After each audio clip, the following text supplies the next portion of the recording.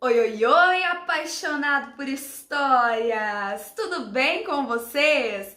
O meu nome é Joyce Leandra, sou pedagoga, contadora de histórias, escritora de histórias com gestos. E olha, eu estou transbordando de alegria em estar aqui com vocês hoje, em saber que tantos profissionais se importam em levar um novo para dentro da sala de aula. Além de inovar, pensar no bem-estar da criança, pensar que além das histórias eu estou levando transformação. Gosto de falar sempre para os meus alunos que contar histórias é entregar presentes. Ler histórias é entregar presentes. E o mais importante de tudo é que quando você conta uma história ou uma cantiga ou uma brincadeira que você faça dentro da sua sala de aula, você está marcando aquela criança com momentos afetuosos. Você está adentrando num lugar muito íntimo dela, que é, sabe o quê? O coração. E esse poucas pessoas conseguem chegar. Se você conseguir chegar no coração de uma criança e quando ela crescer, ela se lembrar de você, sorrir com alegria quando te ver na rua, aí sim, pode ter certeza, você cumpriu o seu papel. Essa parte do curso é uma parte bem teórica, onde nós vamos falar sobre as histórias, brincadeiras, finger plays e, melhor, as diferenças. Eu vejo muitas pedagogas, professores ainda se esquecendo e cometendo erros.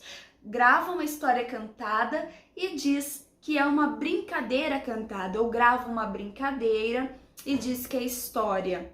Leva assim para dentro da sala de aula. Outras vezes levam a mediação de leitura dizendo que é contação de histórias e vocês precisam saber a diferença de cada uma delas. Todas com a sua importância auxiliando no desenvolvimento dos pequenos.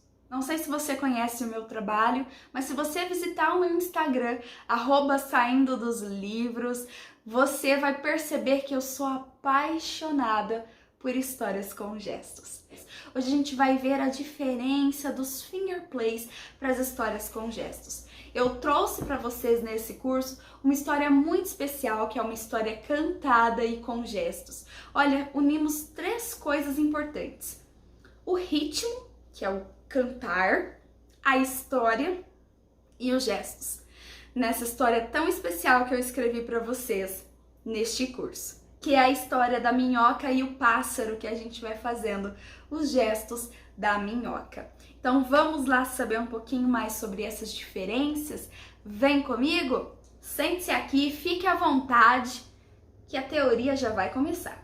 Falar de histórias com gestos é lembrar de afeto, é lembrar de simplicidade. Com apenas as suas mãos, você consegue levar uma história que vai encantar e chamar a atenção das suas crianças, do seu público, porque as mãos, elas estão mais do que presentes. Elas não são apenas membros do nosso corpo, não. As mãos têm grande significado desde os nossos nascimentos. Quando nós nascemos, quem nos amparam? Mãos.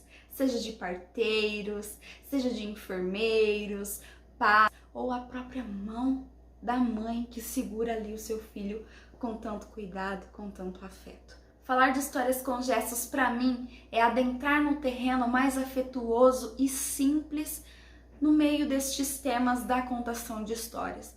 As histórias com gestos, elas me trazem o útero da mãe.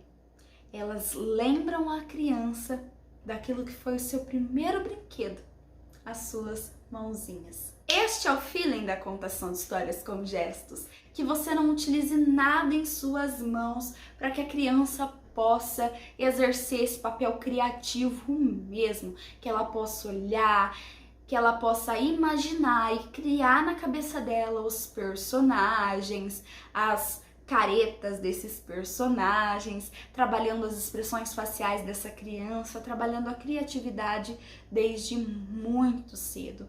Desde bebês, a gente deve trabalhar a criatividade dessas crianças, e a história com gestos, ela é uma porta grandiosa aberta para trabalhar com as crianças, em especial as crianças com autismo. Eu tenho lindos retornos de criança que as professoras trabalharam e foram assim um sucesso.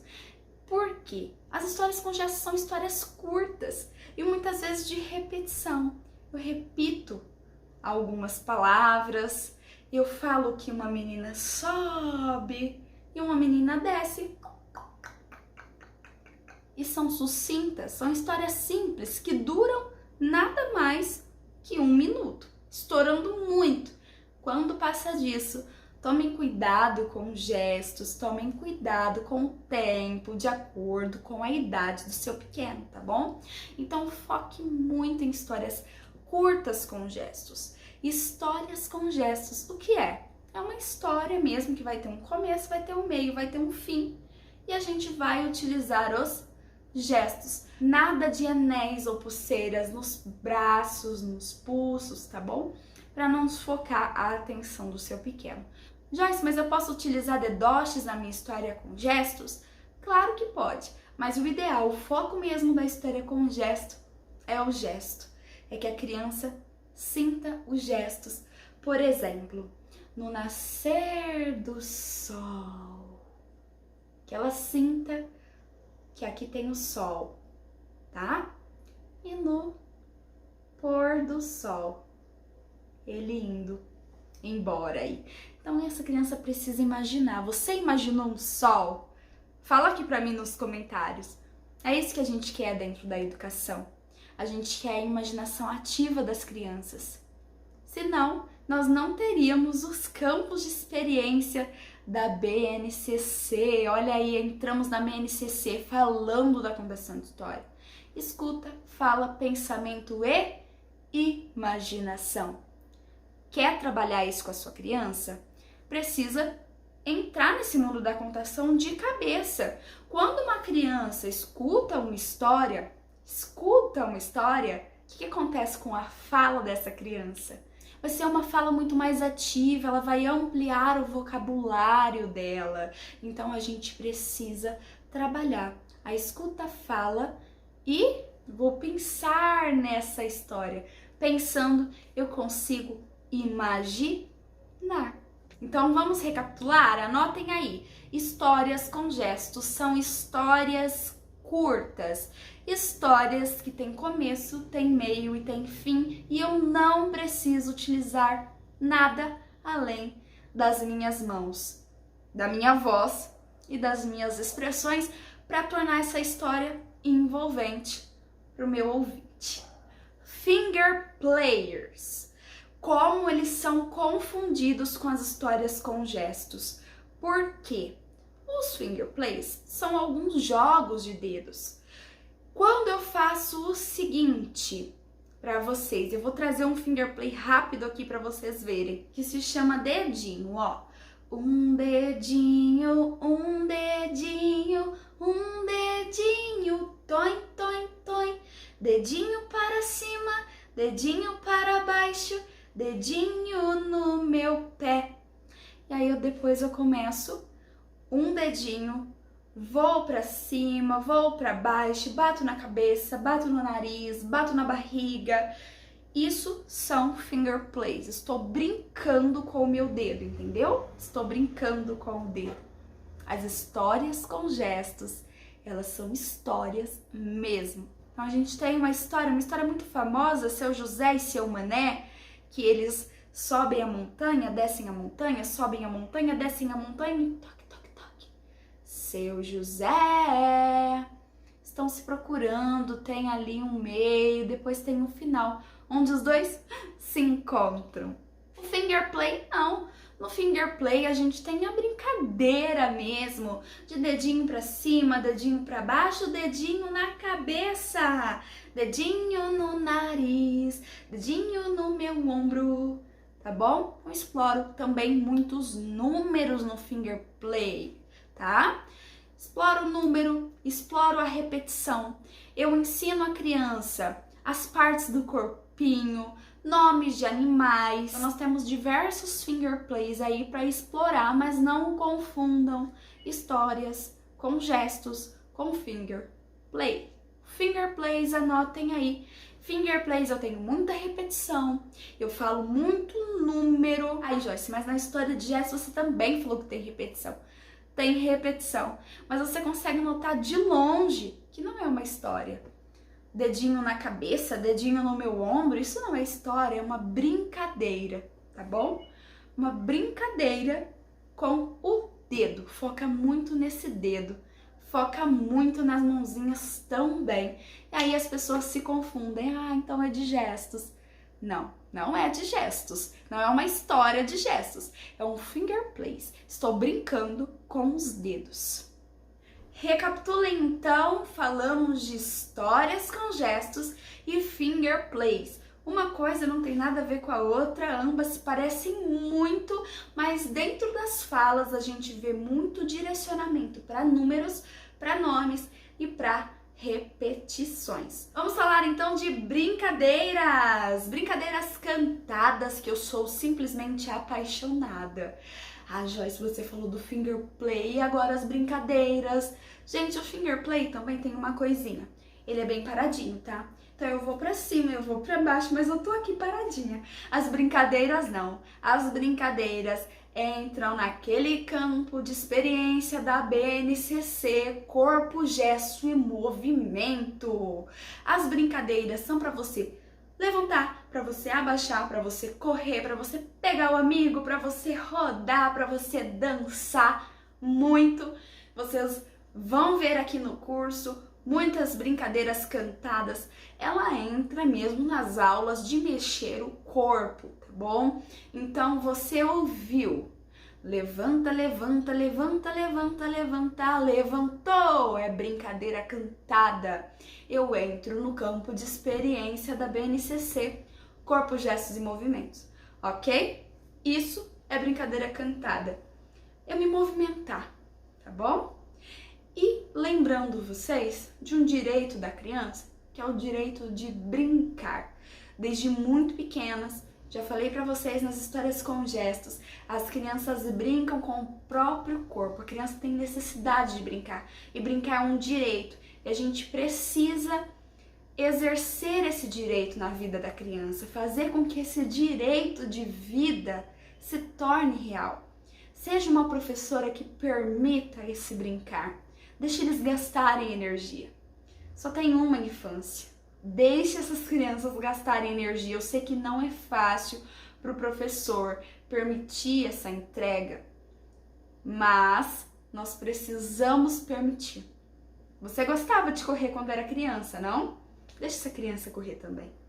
O contato com o outro é muito forte nas brincadeiras cantadas, mas eu adaptei todas as brincadeiras deste curso para o momento atual em que estamos vivendo, tá bom? O distanciamento, do brincar na própria barriga, do levantar sozinho e não ficar tocando no amigo. Não vem me dizer que uma brincadeira virou história cantada, hein? Pelo amor de Deus! Vou te dar um exemplo de uma brincadeira que você com certeza acha que é história cantada, mas não é. É uma brincadeira. Olha só. Era uma casa bem fechada, era uma casa bem fechada. Abre a janelinha, deixa o sol entrar. Abre a janelinha, deixa o sol entrar. Como essa brincadeira cantada é confundida com a história cantada.